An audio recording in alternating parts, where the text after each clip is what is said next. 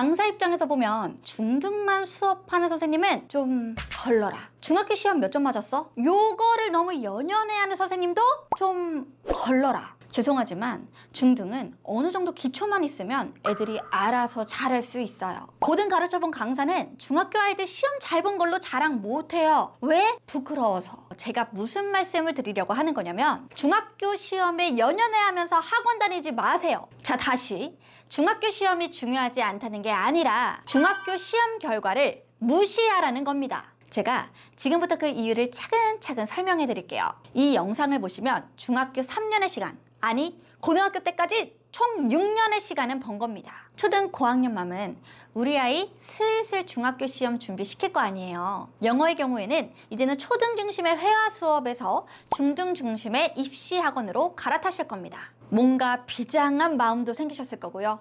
맞아요. 초등학교보다 중학교 시험이 훨씬 더 중요합니다. 근데 사실 중학교 시험 결과가 아니라 시험 준비가 더 중요합니다. 우리 아이가 영어 A등급 맞는 것보다 A등급을 맞기 위해서 어떠한 노력을 했는지가 더 중요하다는 거예요. 무조건적인 암기로 100점을 맞았느냐, 초등학교 때 쌓아온 실력으로 자신만의 학습 방향을 잘 세워서 100점을 맞았느냐, 이것도 차이가 굉장히 크거든요. 이 생각을 갖고 아이를 바라보시면서 아이를 제대로 코칭해 주셔야 됩니다.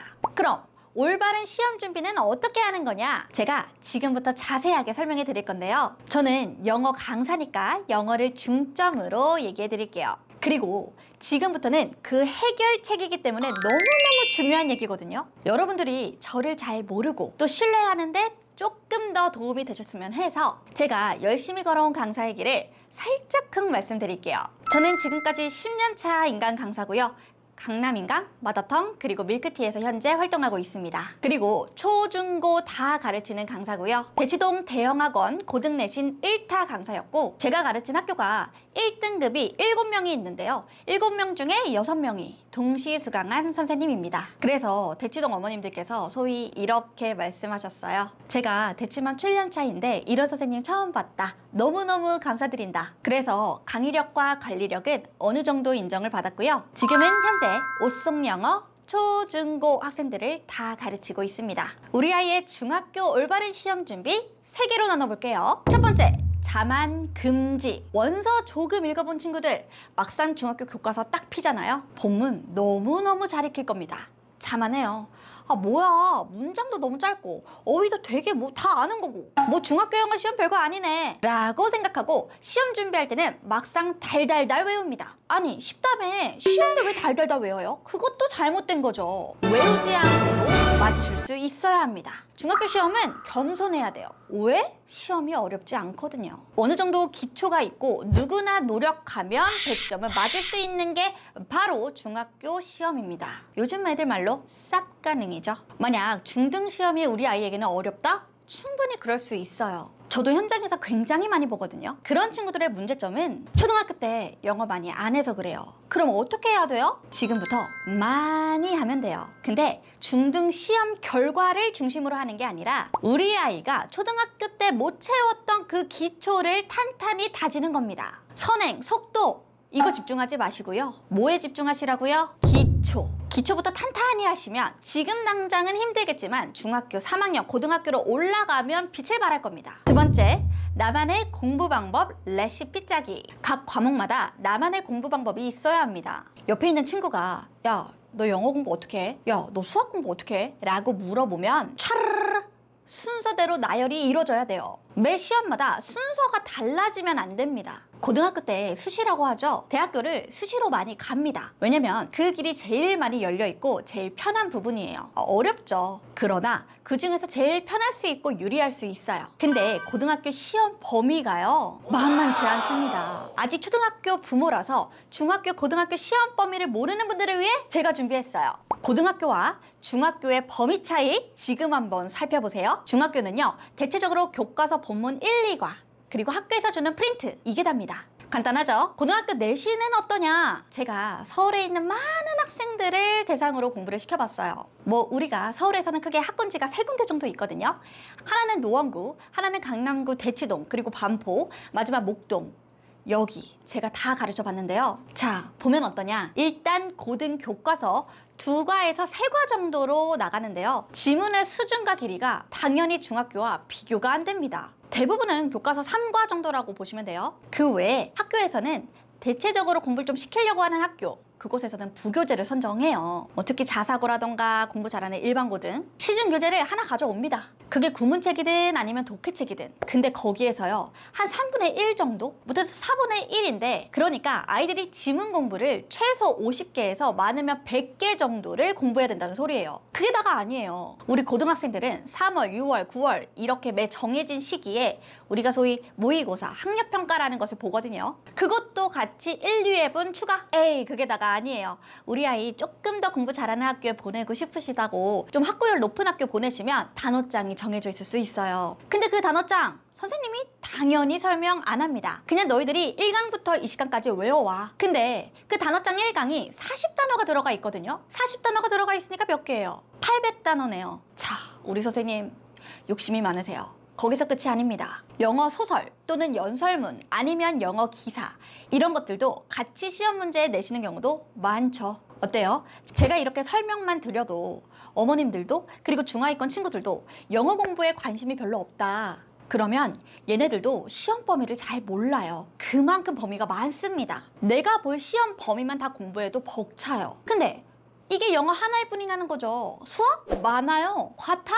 많아요. 그러면 그 많은 과목들을 깊이 있게 그리고 이 방대한 양을 공부하는 데 있어서 사실 우리 아이들이 나만의 공부 방법이 짜져 있지 않잖아요? 그럼 그런 친구들은 어떻게 시험 대비를 할까요? 그냥 한마디로 멘붕입니다. 시간은 오래 걸리는데 내가 할 수 있는 거는 너무너무 적어요. 내 역량이 너무 작아요. 아니면 그냥 포기해요. 엄마에게는 말하지 않지만 내가 할 수 있는 만큼만 하고 시험을 보러 들어간다고요. 다시 말해 시험을 보는데 시험 범위 공부를 다 하지 못하고 들어가는 거예요. 100점? 택도 없는 소리죠. 시험 공부하기만으로도 부족한 시간입니다. 고등학교 때 나에게 맞는 공부 방법을 찾을 시간이 없어요. 그걸 언제 해야 되냐? 중학교 때 무조건 해야 해요. 중학교 때 갖춰놓고 누가 공부법으로 막 흔들어놔도 흔들리지 않을 만큼 직접 경험해보고 부딪혀보고 나는 A라고 생각했는데 그 A라는 방법에서 일부가 부족한 것 같아. 그럼 또 그 일부를 다른 방법으로 좀 채워보고 이렇게 보충하고 보충해서 나만의 공부 방법이 어느 정도 갖춰져 있는 상태, 그 상태를 챙겨서 고등학교로 가야 합니다. 이거 너무너무너무 중요한 얘기였어요. 별표 꼭 치시고 다시 한번 보세요. 3번째, 무조건 암기로 다 해결하려고 하지 마라. 생각 없이 암기하는 단순함, 이거 완전 독입니다. 왜냐? 제가 고등내신 강사도 하니까 정말 자신있게 최신 트렌드를 얘기해 드릴 수 있어요. 이제 학교 선생님들도 시험 내는 출제 방식이 달라졌습니다. 선생님들 챗GPT 엄청 활용하세요. 어떻게 활용하시느냐? 챗GPT로 내용, 본문 내용까지 다 바꾸시고요. 때로는 주제까지 바꿔내고 문제도 많이 변형시키세요. 그 말은 뭐냐? 암기로는 이제 안 된다는 거예요. 그래서 내신 대비하는 선생님들, 사실 우리 강사들 사이에서 점점 더 내신 대비를 해주기가 힘들다라고 얘기를 해요. 왜? 적중률이 떨어지니까. 그럼 학교 선생님들이 원하시는 건 뭐냐? 바로 우리 아이들의 기본 실력을 가지고 평가하시겠다는 겁니다. 그러면 중학교 때는 어떻게 공부시킨다? 달라졌죠. 암기? 안 되는 거예요. 우리는 기본 실력을 쌓는데 최선을 다하는 겁니다. 기본 실력. 중학교 시험 잘 보고가 아니라 기본 실력을 쌓아라. 꼭이요. 꼭. 여러분, 아이들이 중학교 올라가서 영어에서 제일 힘들어하는 게 뭔지 아세요? 바로 문법입니다. 단어는 외우면 되고 읽기도 따라는 가는데 문법은 막히면 문장이 안 만들어지고 시험 문제도 못 풀게 돼요. 그래서 중학교 올라가면서 영어 자신감을 잃는 친구들 굉장히 많습니다. 특히 초등 고학년 때 5학년이에요. 문법을 잘 안 잡아주시면 중학교 때 훨씬 더 힘들어져요. 저한테 상담 오시는 학부모님들도 이 부분을 제일 많이 걱정하시더라고요. 그런데 제 강의를 들으신 분들은 이렇게 말씀하세요. 저희 아이 이틀 동안 밤새워 공부해봤는데 선생님 자료가 단기간에 효과가 있어서 역시나 오연지 선생님이 최고네요. 대치동 7년차 맘인데 꼼꼼한 관리와 정성 가득한 교재에 매일 감동합니다. 이런 얘기를 들을 때마다 내가 제대로 길을 가고 있구나 라는 확신이 듭니다. 그래서 준비했습니다. 바로 문법 강의 특강 나는 너의 그래머 시리즈예요. 일명 나너그. 이 강의는 4단계로 나눠져 있습니다. 아이의 성장 단계에 맞춰서 초등부터 고등 준비까지 연결되는 그 징검다리 학습법으로 구성되어 있습니다. 제가 영상에서 늘 강조하는 징검다리 학습법. 스카이를 목표로 한다면 최소한 한 학년은 무조건 앞서야 한다는 법칙을 실현했습니다. 레벨 1. 초등 고학년과 예비 중1, 초등학교 졸업하기 전까지 팔품사 정리 필수죠. 이걸 총정리해주고 플러스 중1 학교 시험 범위 일부까지 선행을 합니다. 레벨 2. 중1, 중1 과정을 다지면서 중2 문법까지 앞서가요. 레벨 3. 중3 과정을 정리하면서 고1 문법으로 넘어갑니다. 마지막 파이널, 예비 고1, 고등 문법 핵심을 다지는 단계입니다. 즉, 한 학년을 공부할 때마다 다음 학년을 동시에 선행할 수 있도록 설계했어요. 각 학년마다 잠시 쉬어가거나 늘어지는 그런 타이밍이 있거든요. 그런 타이밍을 다 잡아서 그 시간을 선행으로 채워 넣습니다.